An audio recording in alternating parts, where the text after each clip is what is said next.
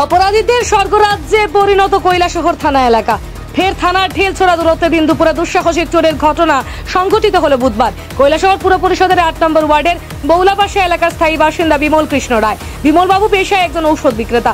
বিমল বাবুর স্ত্রী এবং সন্তান কিছুদিন ধরে দিল্লিতে অবস্থান করার পর বিমল বাবু বাড়িতে একাই থাকেন। বুধবার প্রতিদিনের মতো বিমল বাবু নিজ বাড়ি তালাবন্দি করে শহরের নিজ দোকানে যান। কিছুক্ষণ পর বিমল বাবু ভাত খাওয়ার জন্য দোকান থেকে বাড়িতে এসে দেখেন ওনার বাড়ির বাইরের গেট তালাবন্দি থাকলেও বাড়ির বারান্দার গ্রিল ভাঙা এবং ঘরের ভেতরে সবকটি লকার গডরেজ ভাঙা।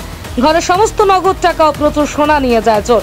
এইসব দৃশ্য দেখে হতভম্ব হয়ে যান বিমল বাবু। সাথে সাথেই বিমল বাবু কৈলাসহর থানার ওসিকে ফোন করে ঘটনাটি জানান। পুলিশ মামলা হাতে নিয়ে তদন্ত শুরু করে।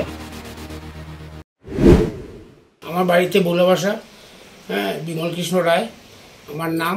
আমার বাড়িতে আছে দুপুরবেলা আমি বাড়িতে যখন দোকান থেকে আইসি খাইতে, তখন হঠাৎ করে এদিকে আমার তালা ভাঙ্গা। ঘরে ঢোকার পরে দেখা যায় আমার সব গদরেজ টদরেজ সব ভাঙ্গা। এরপরে কী জিনিস আছে সব আমি এখন ঠিক করে করতে পারতাম না। কিছু সোনার জিনিস গেছে আর কিছু টাকা ক্যাশ টাকা গেছে, 20-30 হাজার টাকা হইব। তো আপনার বাড়িতে কি কেউ থাকে না? না, আমার মিসেস দিল্লিতে আছে ছেলের সাথে। তো আপনার বাড়িতে একাই থাকি।